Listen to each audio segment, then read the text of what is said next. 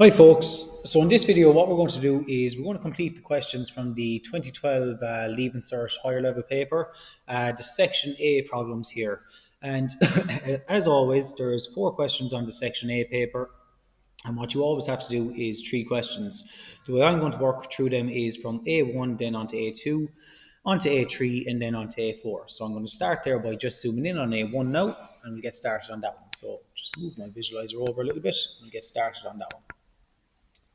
So it's about right on the screen there, so I'm happy with that.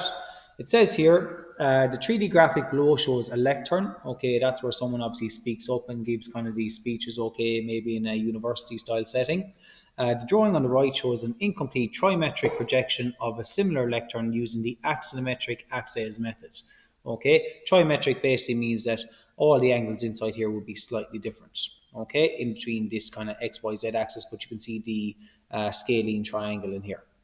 Part A, complete the axonometric projection of the lectern. So we have to complete the 3D view of it here using the 2 images, or the 2D views here, the elevation, end elevation.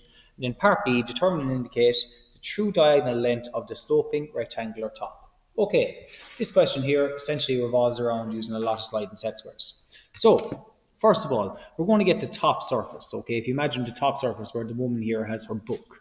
Okay, and that is made up of 4 points, 1, 2, 3, 4. They've already given us 2 edges, so we have to find this edge and this edge. So how do I find that? Well, clearly I just need to extend this one down a little bit further.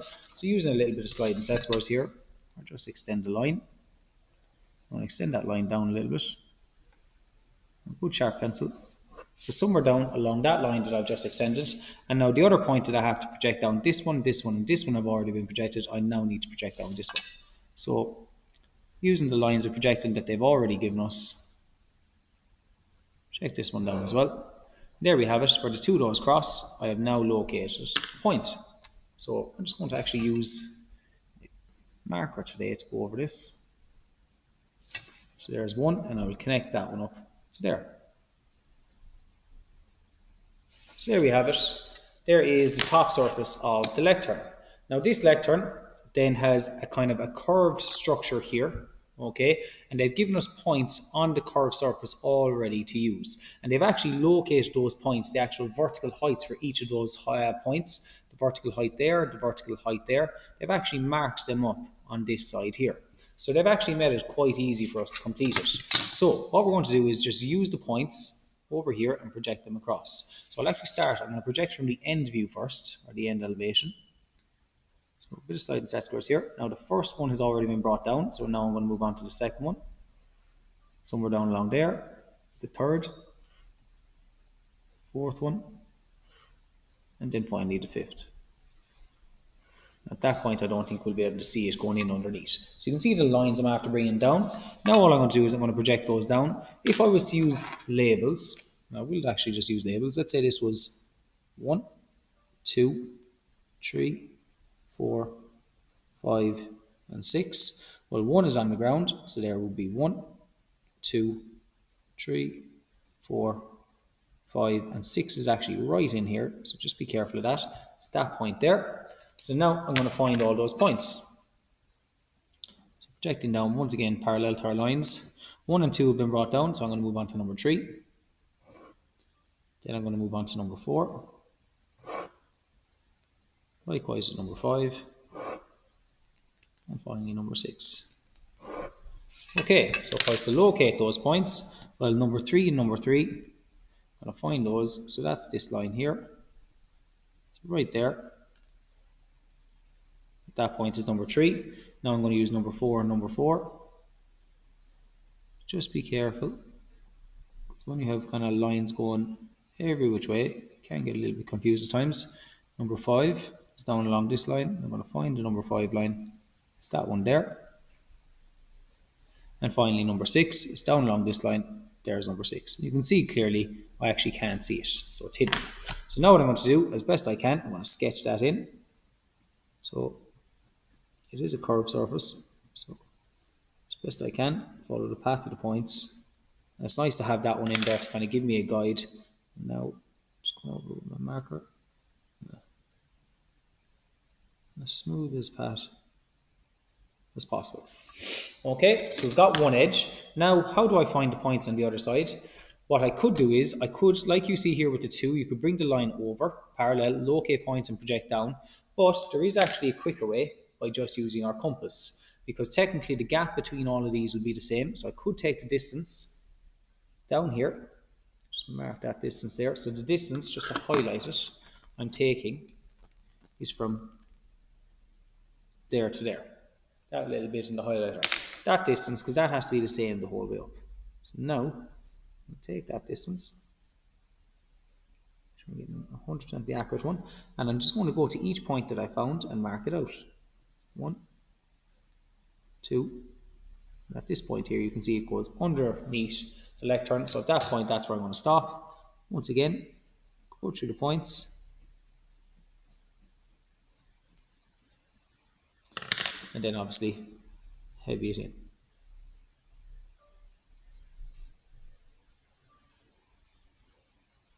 Okay, there we have it. There is the curve of the lectern. Now, as I said, alternatively, you could have gone horizontally across, or I should say parallel to the x line here, the x-axis, because this is our x-axis, this would be our x-axis in the elevation. I could have gone horizontally across from 3, okay, parallel to the x-axis to hit this line here and projected it down, and it would have given me the same point. Okay, so now what I need to do is you'll actually recognize that we've obviously got the base support here, so I need to heavy in this line as well. Okay. Lots of easy marks can be lost here, but just not putting in lines in heavy. Okay, you can see that guy there. And now what I need to do is, you can clearly see that we have a bar running across at point number 4. So if I find point number 4, I have a bar running across it. I'm going to put that in. So find point number 4. Point number 4 is there. So I'm going to put that bar in there. Okay. I'm going to have a little quick check. Have I got the top? Yes. Have I got the curved surface? Yes. I've got the line running across, and I've got the base, and I've also got the bar support. Is there any other bar there? No, I don't think there is. I'm actually quite happy with that now. So that is part A of the question done. Okay, so now we're on to part B. It says here, determine and indicate the true diagonal length of the sloping rectangular top. Okay, so what they're saying is, we've got a rectangular top here. It's obviously sloping because it's tilted at an angle. But what they actually want is, what is the true length of the diagonal? So if I was to see that rectangular surface as a true shape, what is the length of the diagonal from this one to this one, or alternatively from this one to this one? So essentially they're asking us, redraw the face of the rectangular top, but as a true shape. So for a true shape, it's a rectangle. It's obviously going to have a true length and a true width, or some people might say maybe a true length and a true height. But do I have the overall length of this line here, and do I have the overall maybe width of this line here? Well, the width of this line is actually got from the end elevation over here. So therefore, I actually have the true width there. And do I have the true length of this line? Yes, I do. In the elevation, I have the true length over here. So I can use the width and the length to make a rectangle. Now, I'm going to use one that's already there. I'm just going to use this width here. So what I'm going to do is, if it's a rectangle, it's obviously going to be perpendicular going up from those edges. So I'm going to project up from this edge there, perpendicular. So I'll line up from this point here. I'll line up. And all I need to do then is, I'm going to take the distance from there to there on my compass, and I'm going to mark it up. I'll actually mark it on this side. Okay, that there would technically be one side of my rectangular top. Now I could, if you want, draw in the full thing. I don't need to, but I will do it just for demonstration purposes. You can see the rectangular top of it there now. It's like I've taken it and folded it out, and that's what it looks like. But what they've only asked us for was determine and indicate the true diagonal length. So the diagonal length will be from this point here to this point there. So once again, all I'm going to write there is, I'll put this in pencil instead. This is true diagonal length. Okay, so there we have it, the true diagonal length. And I would advise you on the day of an exam, maybe measure that as well. For me, it's coming in at 37 millimeters, I'm going to say. 37 millimeters. Okay, there you have it. That there is A1 completed, okay? That there was based on the topic of axonometric projection and specifically trimetric. So what we're going to do now is move down to the bottom page, A2. So just moving the sheet there on the visualizer. So A2, it says the 3D graphic below shows a road sign and its supporting frame. So you can see here we've kind of got a triangular structure here. It's actually a tetrahedron, and obviously the sign here on it's obviously showing maybe going in the right direction. The supporting frame is in the form of a regular tetrahedron. What that means is that all faces are equilateral triangles, okay, made up of 4 equilateral triangles, 1 on the base and 3 around the sides. The drawing on the right shows the plan and incomplete elevation of the structure. Part A, complete the elevation. So the elevation is not completed. What they're basically saying here is we have to include the directional arrow. So normal orthographic here. There's 3 points on the ground. If I was to label all of those, let's say I label this A, B, and C. Well, A is here, B would be here, but I have to find C, and we know C connects up to the apex. So I'll connect that one up to there. It's already been brought up for us. But while I'm at it, okay, so there is the opposite side. That's what the elevation looks like of the tetrahedron, but I also have to include now the sign. So to find the sign, first of all, they've already given me this point and this point, which is helpful. How do I find this point? Well, that's on the ground, it's on the base. Okay, so simply going to project that point up, okay, and then simply connect this guy to here, this guy to here.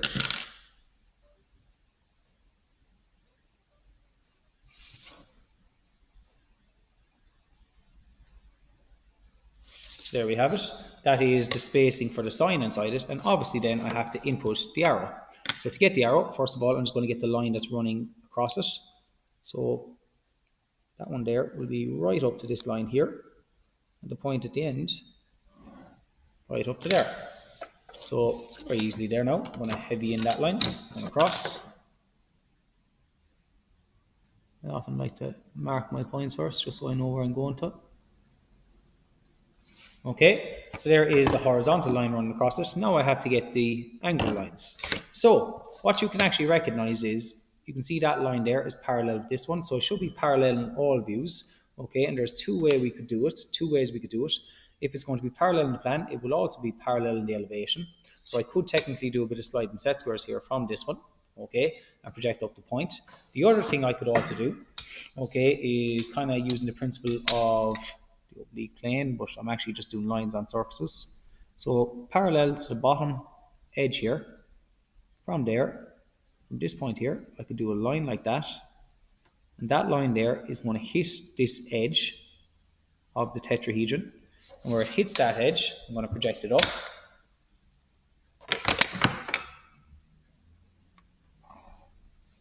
And that's where it's hitting on the edge, and now that line is going to run horizontally across. Somewhere along that line there is going to be this point. How do I find that point? I'll simply bring it up from the plan. I've now located this point. Now what you'll see is, when I actually draw it in, depending on my accuracy now, sometimes these small questions can be very hard to be 100% accurate on. But you'll see here, tiny bit out maybe. There we go. So there is that edge, and you can see it's parallel. Now, that was one way. The other way I could have done it, and in my opinion is probably a slightly quicker way, if I want to find the top one, well, simply because it's down here in plan, it has to be somewhere up there in elevation. So it's somewhere up along that line that I've just projected up, and it has to be also, you'll see here that I think it's parallel there and parallel there. So it's simply a case of going parallel to this edge. And all I'm going to do is parallel to that edge there, from there, and simply a case then of heavying that in. Okay, so there is the first part of the question, folks. Complete the elevation, include the directional arrow. Yes, we're after doing that, we're after completing the tetrahedron, and we've done the sign for the directional arrow. So what we have to do now is move on to part B of that question, and what it says is, determine the true shape of the parallelogram shaped road sign. So what they're basically asking for us is they want us just to get the true shape of the road sign here, not to include the arrow this time, but just the true shape of the road sign. So there's two ways you could do this here. The first way is, and this is the way I'm actually going to use this. Okay, well, there's more than two ways, but the way I'm going to use is I'm going to first of all get the face that it's on, and I'm going to label here. So let's say I label this point down here A, this point here B, and let's say we call, originally I call that C, and let's say we call the apex O. Okay, so then this point in elevation would be A, this one here would be B, we'd have C here, and I'd have O up there. Now, the face I'm concerned with, because the face that the road sign is resting on, is the face ABO. Now, what I want to do is I want to see the face ABO as an edge view. Okay, the only way I can do that is by looking along a true length on that surface to see it as an edge view. So are any of these lines in plan view a true length? Well, A to O is not a true length because it's not horizontal in elevation or parallel to the XY line in elevation. It's not a true length in the plan, and we know it's tilted up at an angle. Likewise with O to B, same thing. Whereas A to B is a true length. Why is it a true length? Well, first of all, we know A is resting on the ground, B is resting on the ground, so in the plan view, it has to be a true length. But also the principle that A and B are a horizontal line in elevation, they're resting on the XY line, therefore it has to be a true length in our plan. So what we want to do is, we want to set up an auxiliary view perpendicular to the AB line and project out the points A, B, and O. We will then see that surface ABO as an edge view. So, the way I like to do it, I just rotate my set squares. I'm bring it up here a little bit outside the drawing. So I'm going to set up quite a long x1, y1 here. And that there is now my x1, y1. And all I'm going to do now is I'm going to project out the points A, B are both on the ground, so it'll only go as far as the xy line. And O, okay, is up along there. Now, if I project from the plan, I have to take my heights from the elevation. And what's helpful here is, straight away, A and B are on the ground, so technically there's no height to take there. So when I project them out, I will see A and B in this position right here. And that would now be called A1, comma, B1. Okay, but really what I'm seeing is, I'm seeing the line AB, the true length line, as a point view. Okay, now I need to find the point O. So I'm going to get the height. Project from the plan, take your heights from the elevation, previous XY line back. So I'm going to take that height, and I'm going to come out to O, follow it up to the X1, Y1, and mark it up. Now I just need to extend my line a little bit further there, as you can see. Okay, now I've found O up there. I'm going to mark it and label it. So that would be O1. And now I'm going to draw in the edge view of that surface. And as you can see, technically I'm seeing the surface ABO as a line. That line is now known as an edge view. But what is helpful about that is, if I was to label the points on the parallelogram, let's say we go with O is at the very top, so I won't change that. Let's say O represents a number like 0, then I'd have 1 here, I'd have 2 here, and I'd have 3 here. So if I was to find those, well, 2 is helpful, 2 is out here, so it's 2, 1. Okay, like A1, B1, it's 2, small 1, X1, Y1. And now I need to find the points 1 and 3. So somewhere up along that edge view, because I'm seeing the surface AOB as a line, if I project it up, 1 and 3 will simply be up there. So that there is going to be where number 1 is, but it's going to be 1, small 1, 3, small 1. Okay, now all I'm going to do is I'm going to take that surface. You can see the angle. The x1, y1 is representing our ground in this case, because it's an auxiliary elevation. We projected from the plan, like the way we have an elevation up here. This is just another view of the elevation. So what I've got up here now is that surface AOB. I'm going to take that surface and I'm going to flip it down, rebat it down until it rests on the ground, and then project it back to get the true shape. So A and B is going to be like my hinge line, or in this case 2. Okay, and I'm going to rebat around O from the top. I'm going to simply rotate all the way around, and essentially this is rotate all the way around, and O1 or 0, 1, whatever we're calling it, is now on the ground. I'm also going to rotate 1 and 3. And technically, when they're on the ground and I'm looking down on top of it in the plan view, because it's now on the ground, that will be a true shape. So 1 and 3 have rotated all the way around, as has 0, which I'm now calling instead of O. So what I'm going to do now is projecting back parallel from the way we projected, just going backwards. 1 and 3 has to be along this line, and O has to be on that. And now to find those, I simply project out perpendicular. So 1 will go out there like that, 0 and 2 like that, and 3 like that. Now how do I find those? Well, 3 has to match with 3, so there's going to be number 3. 1 is going to be out here, and then I've got 0 up there. 0, 1, 2, 3. And there we have it. That will actually be the true shape of our parallelogram.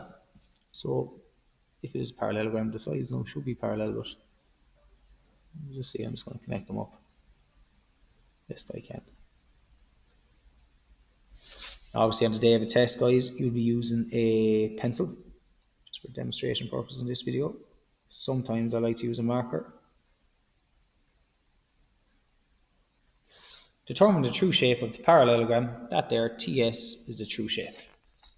Okay, so there you have it, folks. That there is the question A2 done. Okay, hope you found it helpful. Now we're going to move on to the question at the top right of the page, A3.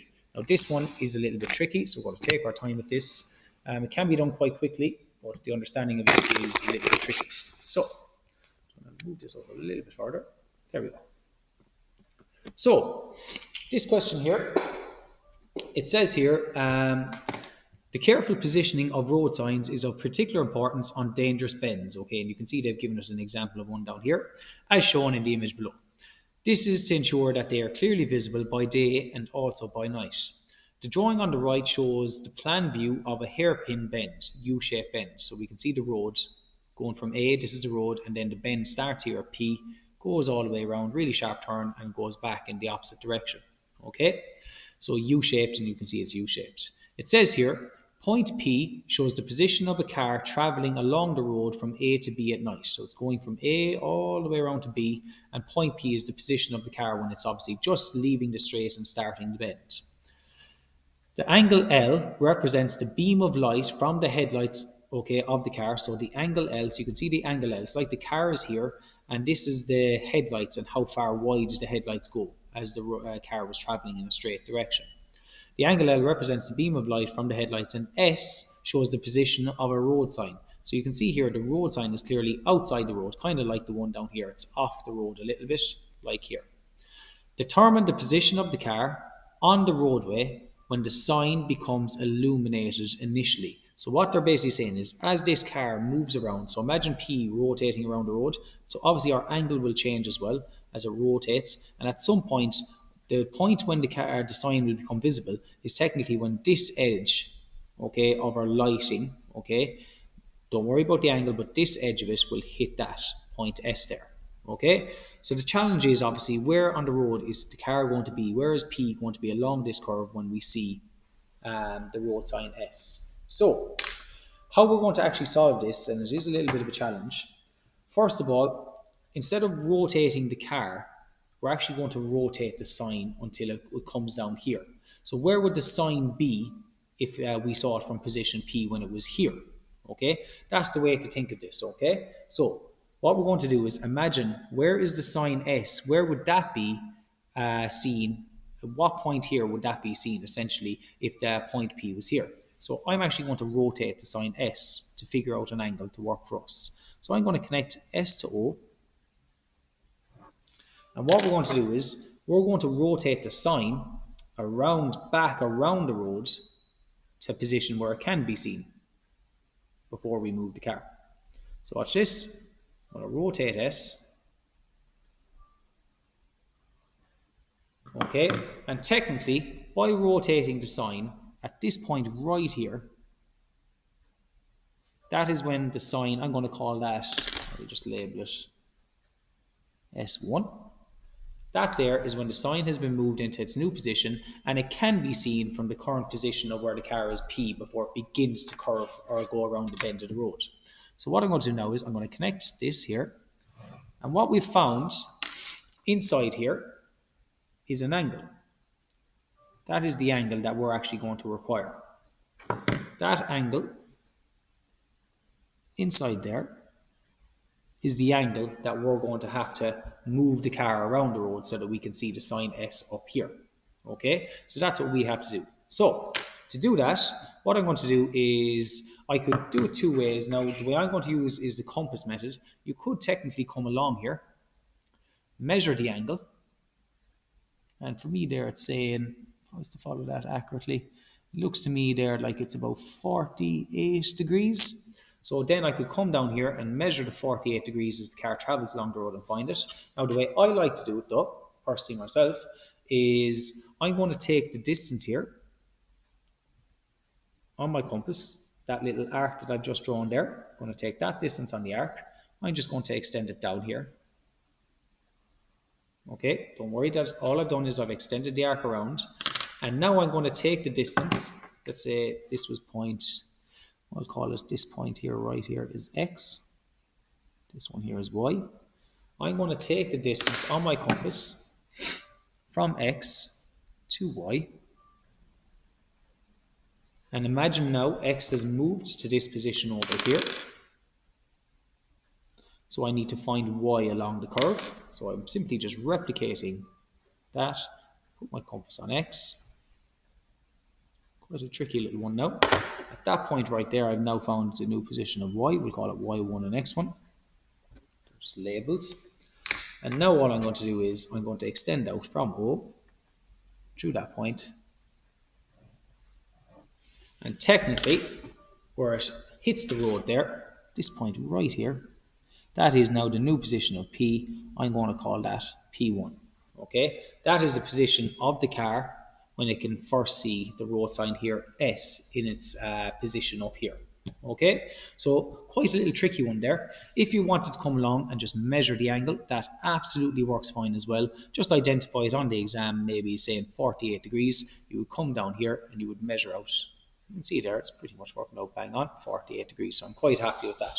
Okay, so a little bit of understanding in that question there, guys. That is quite a tricky one. Lots of people will maybe have trying to kind of take the shape and just keep moving it around, but that would have been a little bit of a challenge. What we had to do was we had to rotate the sign back until it became illuminated to work out an angle inside here. Now that angle inside there, okay, I'm just going to put in that little symbol, that little angle inside there was the one that we really required, and we replicated that angle in there here to see how far the car moved along the road. Okay, quite a little challenging question there. Okay, last question on the page. So I'm going to move down here to A4. This question here is based on the topic of perspective. Okay, so it says here, the graphic below shows a litter bin and logo. The drawing on the right is a partially completed perspective view of the bin. Complete the perspective drawing of the bin using an auxiliary vanishing point for the sloping surfaces. So have they actually given us an auxiliary vanishing point? No, but they've actually given us the edge so we can find it. Right, so what we're going to do is the auxiliary vanishing point will be going along this face here. So it's actually going up in that direction. So it's going up there. So first things first, I am going to start building up some of the side faces. So we see this face here. Now, any lines that are running in this direction, so that face there, which is this one. So if I was just to use a little bit of hatching there, that face there is represented by this line in the plan view. So because it's represented by that line, it's going to vanish over to VP1. So from here, I'm going to vanish this over to VP1. And I'm going to start building up my structure. So there's that edge. Okay, so I've now got that edge. Just thinking here, yeah, from this point here, that will be at the same height as this one. So from here, I'm going to vanish. That's the face going in that direction. So it's going to vanish over to VP2. That'll determine to me the height that I need on the opposite side. Okay, so we've started to build that, and clearly then we can see that that's going to connect to this one here. But before I do that, I'm actually going to find my auxiliary vanishing point now. What we have to recognize is that the sloping surface at the top of the bin, of the rubbish bin, we're going in this direction. So technically our auxiliary vanishing point needs to be done, it was going in this direction, needs to be done on this line over here.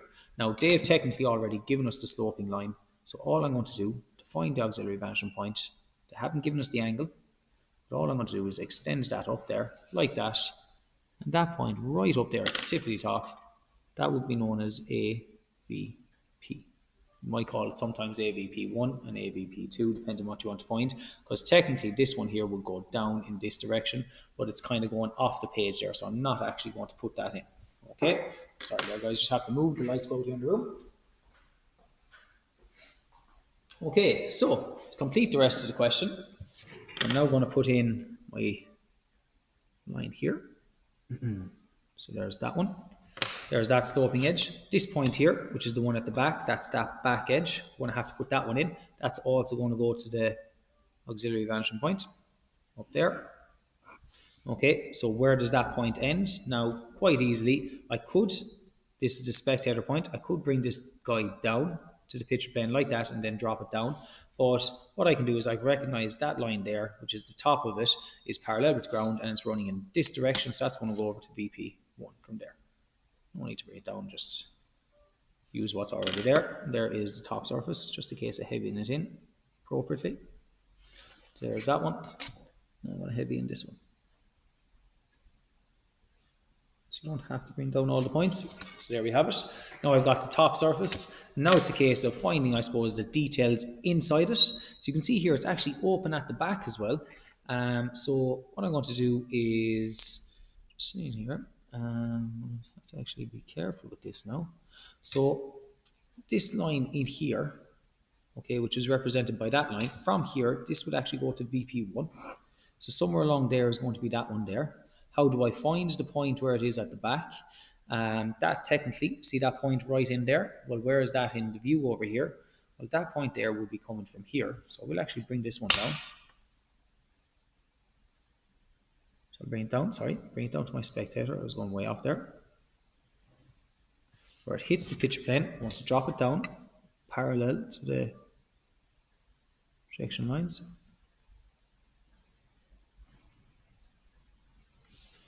And I just want to make sure I connect it to the right line also. It's that one. So that line went in this direction. Yeah, so there's my point. Now that I have that point, now that I have that, I know that one there is going to connect up, if you imagine, up in there like that, to that point up there. So what I'm going to do is simply, so I have the point at the back, I'm going to connect that up, but I only heavy in as far as there.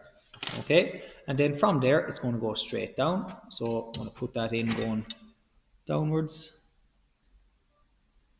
Now you can draw on the line entirely first. But I'm only going to heavy in so much of it. So that's that bit in the inside. And now what we have to do is there is a line here at the back, and you could miss out on that one, which would be at the same height, because obviously you can throw in the rubbish into the bin from both sides. So that's going to be at the back. So I just need to find a point to be able to work with at the back. That's at the same height. So if I take this point here and I vanish to VP1, where it hits at the back edge there, I can connect that point over to VP2. And there we have it. I'll just heavy in that portion right there. Okay, so that's kind of the detail on our bin. Now what we're going to do is we're just going to complete the logo. And they kind of give you a little start point down here. You can see this, every one of these lines will project down to this point here, and they've actually given it to us already. So all I'm going to do is from that one there, I'm going to simply connect it up to each one of those, just like that. Okay, and these lines here are all going to vanish over to VP2.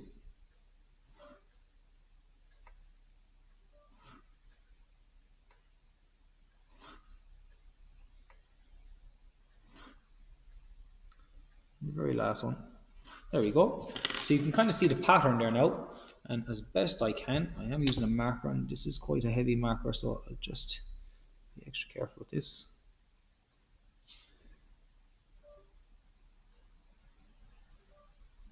Now, you obviously won't be using a marker on the day, using pencil, so probably be a little bit easier to be neater. I'm just taking my time here.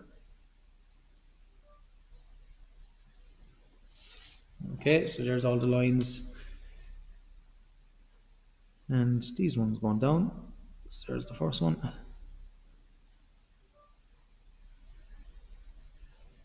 Neat as I possibly can.